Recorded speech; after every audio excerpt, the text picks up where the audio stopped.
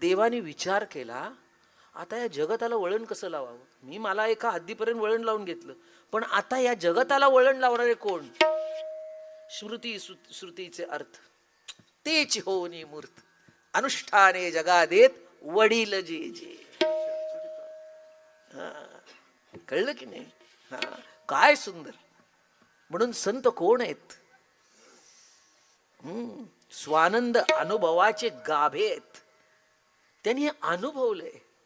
म्हणून त्यांच्या संगतीत जायचं असेल तर एक मोठी गडबड होते.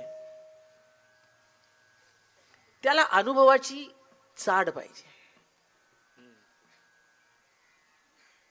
अनुभूतीची चाड पाहिजे. त्याच्यासाठी अनन्यत्व पाहिजे. त्याच्यासाठी दुराग्रही पण नकोय. त्याच्यासाठी एकदा ती अनुभूती आली, ती सत्यत्वाचं वर्णन इमानदारीने करण्याची क्षमता पाहिजे.